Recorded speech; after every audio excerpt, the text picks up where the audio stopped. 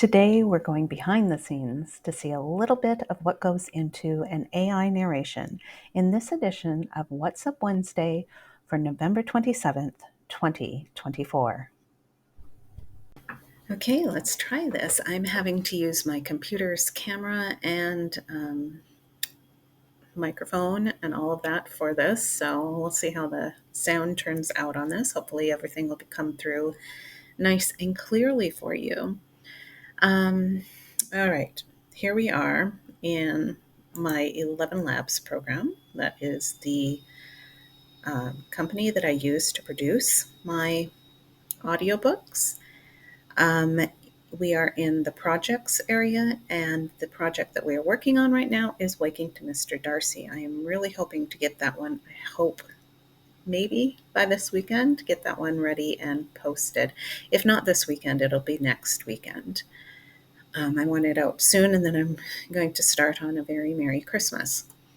All right, anyway, we are in Chapter 6. Everything that's highlighted is something that we are going to be working on, and this shows me that I'm using Christopher for that. You can actually change I could use a different narrator for every paragraph if I wanted, just by highlighting that paragraph, coming up here and picking one. This is the button we'll push when we're ready to begin listening. Other things that you might want to know about up here, these are what are called my character credits, and you will see that number go down as we work our way through this selection, because every character that you see here, C, H, A, P, D, all the characters that you see here are going to cost us a character. Christopher is just a one character, one credit type of voice. I do have two other voices on here.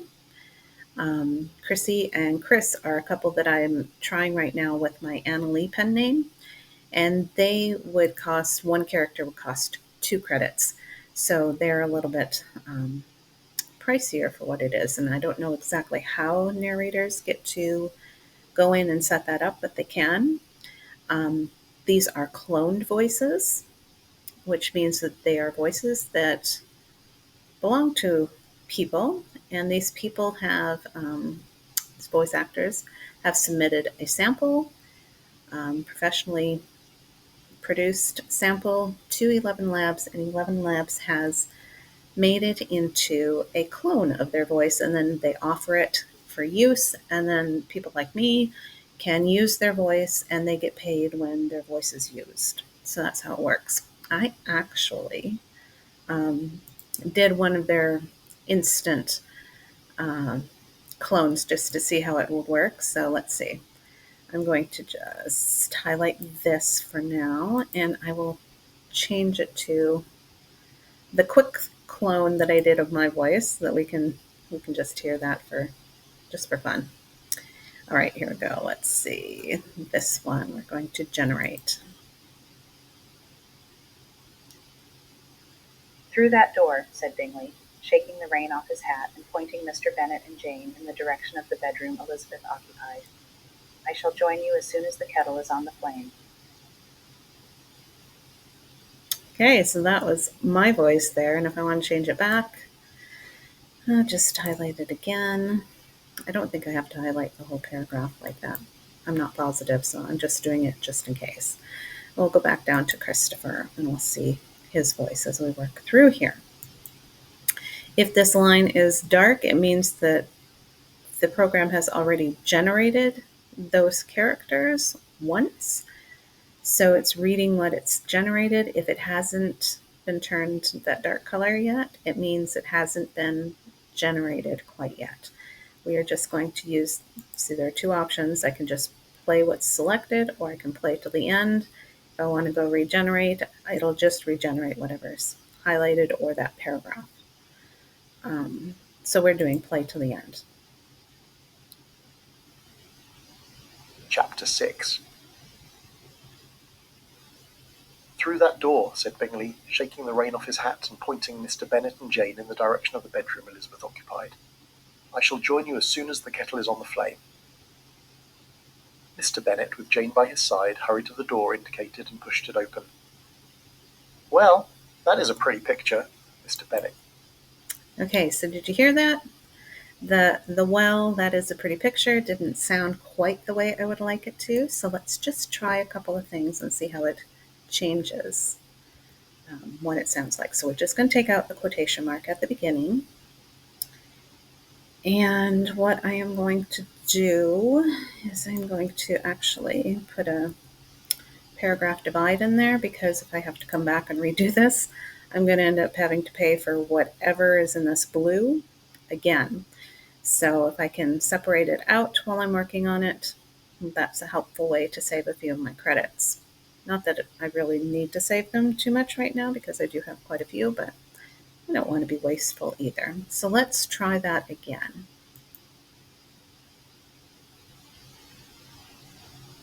"Well, that is a pretty picture," Mr. Bennet chuckled. Darcy had fallen asleep in his chair next to Elizabeth. "Mr. Bingley was not wrong in Mr. Darcy's attentiveness, was he? I never thought to see Mr. Darcy playing the part of a nursemaid." You see how it changed it just by taking out the quotation that was there? It made it a little bit better. So now we can check to make sure we like that. This is something that I do all the time, just to see if I like it or if I need to tweak it any more than what I've already done. So let's just go a couple lines up from it and start playing from, oops, that was the "Papa," wrong, chided Jane. that was the wrong button. Up here, and we have to press up here to get it to play. "Through that door," said Bingley, shaking the rain off his hat and pointing Mr. Bennet and Jane in the direction of the bedroom Elizabeth occupied. "I shall join you as soon as the kettle is on the flame." Mr. Bennet, with Jane by his side, hurried to the door indicated and pushed it open. "Well, that is a pretty picture," Mr. Bennet chuckled. Darcy had fallen asleep in his chair next to Elizabeth. "Mr. Bingley was not wrong in Mr. Darcy's attentiveness, was he? I never thought to see Mr. Darcy playing the part of a nursemaid." Okay, I think that sounds pretty good. I mean, I'll check it again at the end and see if I'm actually happy with it or not, but I don't want to get bogged down too much. Sometimes I can go through these, like 10 times just trying to get it just the way I want. There was a little bit here that I thought, and I'm not sure if I like the way that it sounds, so let's hear that again. "Mr. Bingley was not wrong in Mr. Darcy's attentiveness, was he?" I think what we're going to try here is taking out, oops, wrong button, taking out the comma and putting in a period just to see how that sounds.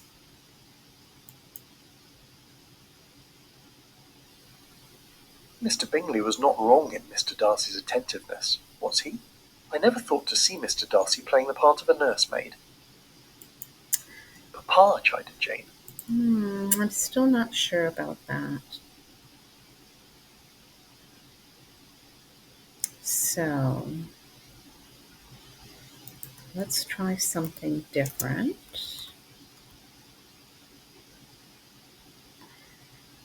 And press again. "Mr. Bingley was not wrong in Mr. Darcy's attentiveness, was he? I never thought to see Mr. Darcy playing the part of a nursemaid." There we go. See, we ended up with the more of the was he with the upward lilt of the voice there, which was better. Not sure about the Mr. Bingley here part, if I need to take something out, but I'm going to leave it for now. Okay, so let's continue a little bit. I won't go too much longer. I just wanted you to see how the work is done behind the scenes. "Papa," chided Jane. "He has saved her. You must not tease him for doing so." "Perhaps you're correct." Mr. Bennet walked to the chair and took the book from Darcy's hands. He has good taste in poetry." He peeked over the book at Jane. "Not that I thought him capable of poor taste." The noise and having his book taken from his hands roused Darcy. He straightened himself as quickly as he could when he realized he was not alone. "It is quite all right, my son." Mr. Bennet was studying Elizabeth's face. "We have all fallen—" You know, I need to open up my original document because this should not be a comma, and that should be a period. So I'm going to need to make that adjustment in the original. And now that we've done that, we're going to have to regenerate it. So let's start again. It is quite all right, my son. Mr. Bennet was studying Elizabeth. And now it sounds funny, so maybe I should have just left the comma in there to begin with. And just fix it in the regular, because what you have here is not going to be what you have in print. You have to change things to make it sound right.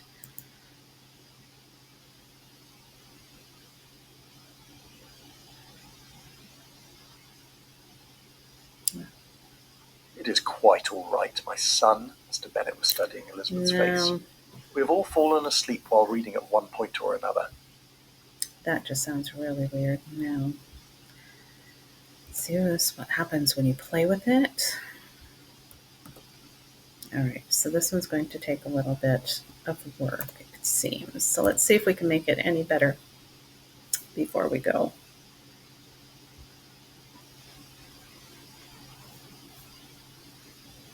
It is quite all right, my son. Mr. Bennet was studying. That might sound okay. So let's go up one ahead of it and see how it sounds. The noise and having his book taken from his hands roused Darcy. He straightened himself as quickly as he could when he realized he was not alone. It is quite all right, my son. Yes. Mr. Bennet was studying Elizabeth's face. Yes, I think that sounds more like what someone might say to someone who's just woken up and they want to reassure them. So I think the tone there was good. So we're down to here. So we'll press play again. We have all fallen asleep while reading at one point or another. He turned to Mr. Darcy. Her cheeks are slightly flushed. Has she woken at all? Yes, sir. Not long after Bingley left. Her fever has not grown worse, but it has not subsided either. She has not complained about her leg, but she has started to cough. Okay. And I'm not quite sure what to do here because it sounds like it's starting to read a little bit too fast.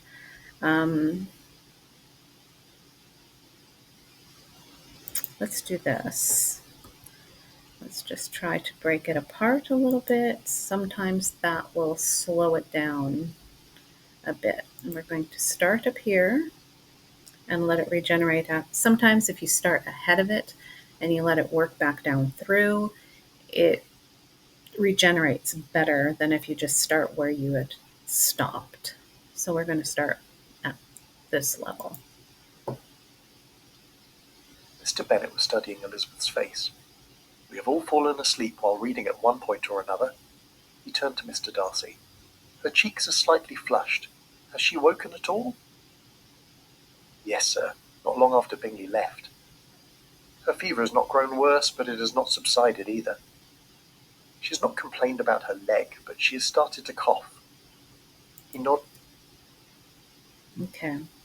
So one thing here, I want to try this with a period in there because there was something about it that I don't know if I quite liked. So we'll start again here.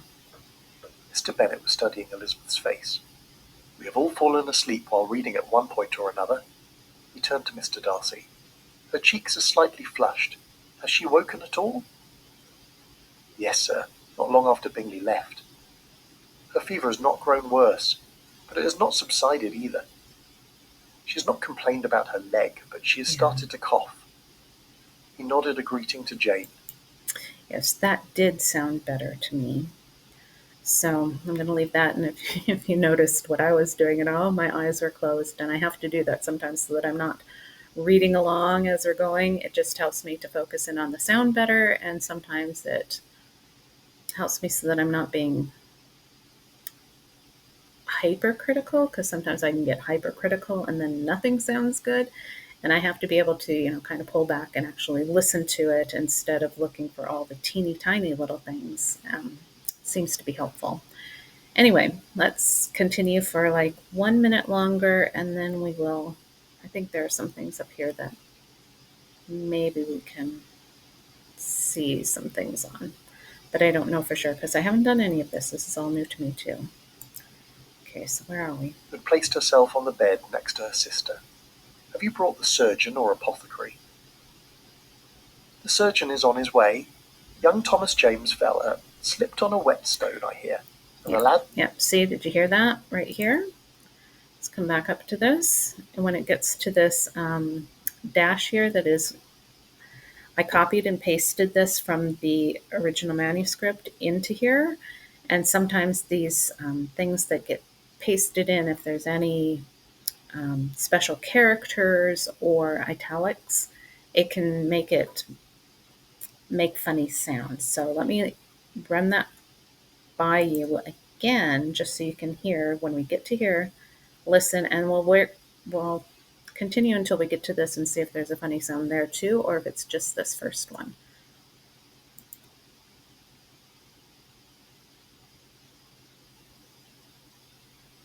The surgeon is on his way.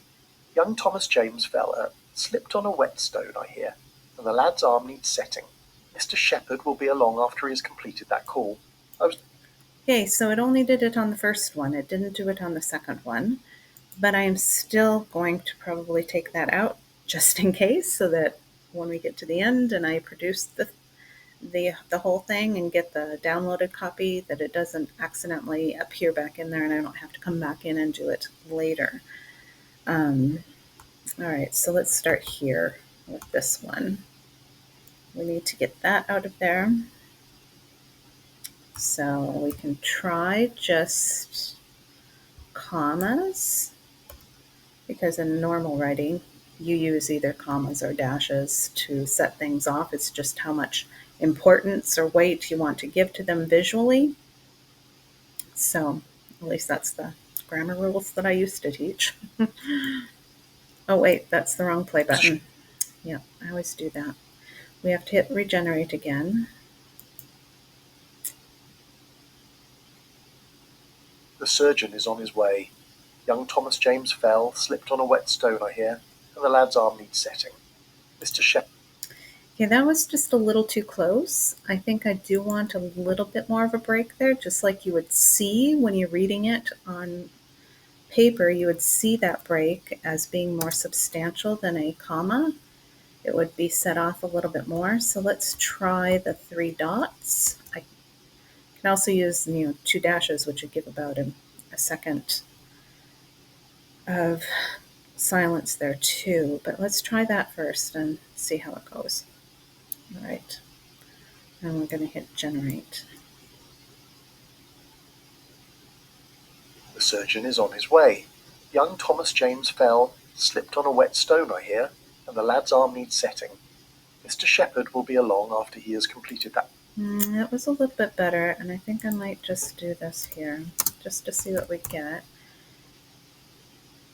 I didn't like the way this was at the very beginning, so let's try taking that out and see what happens.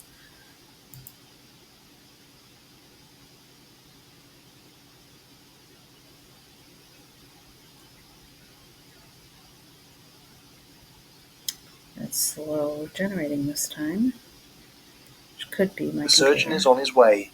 Young Thomas James fell, slipped on a whetstone, I hear, and the lad's arm needs setting. Mr. Shepherd will be along after he has completed that call. I was assured that my Lizzie was in good hands. He smiled at Darcy and motioned to the door. I think we can leave her to Jane now while we talk. Okay, so I might still need to mess around with that a little bit to get it the way that I want it, but it's getting closer. Anyway, let me just get out of this, and I will see you in just a second once I do that. Okay, so that is a look behind the scenes at some of the work that goes into producing an AI narrated audiobook that I share on my YouTube channel, and that I also I've only done one. So I also have that one uploaded to Kobo, and it is part of the Kobo Plus program. So if you have Kobo Plus, you can listen to it there too. And that one was Finally Mrs. Darcy. This will be my second one that I've done. All right, so after I've gone through the whole book, I usually do it by chapters. And then as each chapter is done, I you remember that little convert button that was up at the top? I'll hit that convert button. It'll generate an MP3. I'll download that. I'll listen to it probably as I'm doing dishes or something like that, just so that I'm not too super focused like on the words and things. I'm just kind of listening to it as I would if I was listening to an audiobook to see how it sounds, because I find my brain hears it differently depending on which mode I'm in, if I'm in the editing mode or if I'm in the enjoying it mode. So I'll do that, and if it passes that test, then I will put it in my file folder until I have all the chapters ready, and then I'll compile everything, make the video for YouTube, get the files ready, including the cover for Kobo, and get that uploaded into the places where it belongs. So maybe when we get to some of those steps, I can maybe show you some of that too, either this book or maybe another book, just to show you a little bit more behind the scenes, some of the work that goes into being an author and producing these audiobooks. All right, that's it for today. I hope that you have a wonderful rest of the week. If you are in the US, happy Thanksgiving. I hope you have a wonderful holiday, and I'll see you all next time. Bye.